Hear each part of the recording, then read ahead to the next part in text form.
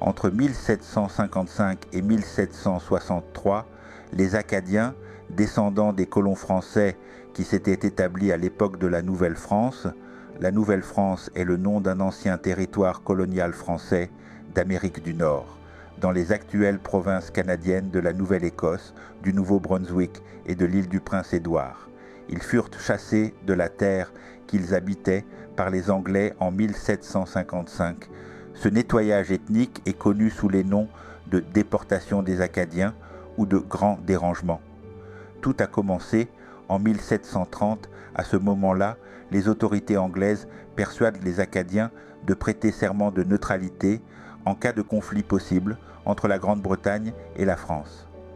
Au fil des ans, la situation des Acadiens en Nouvelle-Écosse devient toutefois de plus en plus précaire.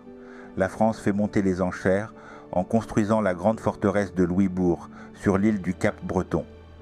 En 1749, les colons anglais répondent à cette menace en établissant une base navale à Halifax. En 1751, les colons français construisent alors le fort Beauséjour sur l'isthme de Chignectou et les colons anglais ripostent avec le fort Lawrence à 2 pas de là. Alors que les précédents gouverneurs anglais se sont montrés conciliants avec les Acadiens, Charles Lawrence, un officier militaire anglais, lui, est disposé à prendre des décisions draconiennes. Il considère la question acadienne comme un problème strictement militaire. Après la chute du fort Beauséjour aux mains des Anglais en juin 1755, Charles Lawrence remarque que, parmi les habitants du fort, quelques 270 Acadiens appartiennent à la milice un peu trop, selon lui, pour des gens qui professent la neutralité. En juillet 1755 à Halifax, lors de rencontres avec les Acadiens, Charles Lawrence presse les délégués acadiens de prêter un serment d'allégeance inconditionnelle à la Grande-Bretagne. Devant leur refus, il les enferme et donne l'ordre fatidique de la déportation. Au sein de son conseil, Charles Lawrence est fortement soutenu par les immigrants de fraîche date de la Nouvelle-Angleterre qui convoitent les terres des Acadiens.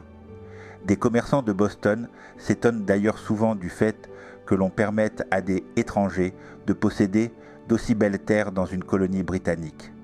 C'est justement un immigrant de Nouvelle-Angleterre, originaire de Boston, Charles Morris, officier militaire, qui a conçu le plan consistant à encercler les églises acadiennes un dimanche matin, à capturer autant d'hommes que possible, à rompre les digues et à brûler maisons et cultures.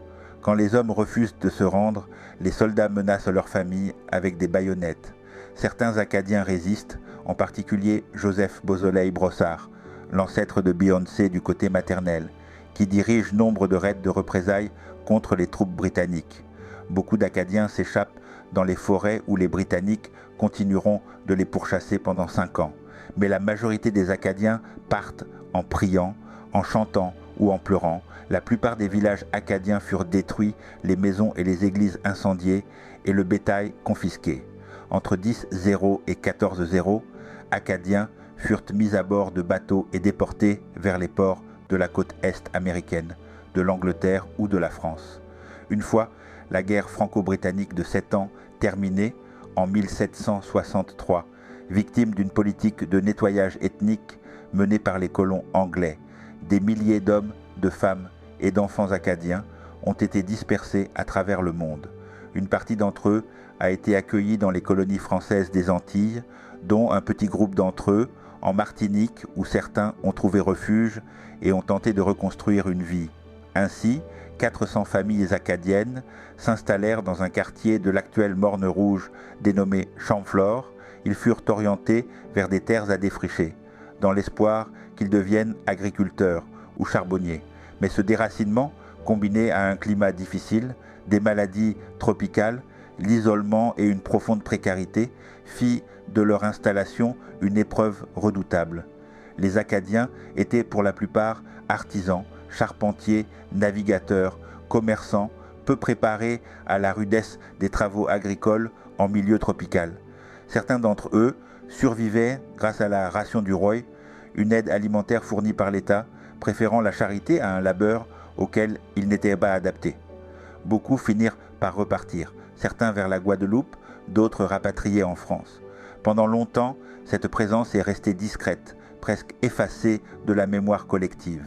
Mais en 2017, l'historien martiniquais Vincent Huyghues-Belrose, pour le compte du PNRM, Parc naturel régional de la Martinique, découvre une carte datée de 1928 mentionnant un chemin des Acadiens à Champflore, aux Mornes Rouges.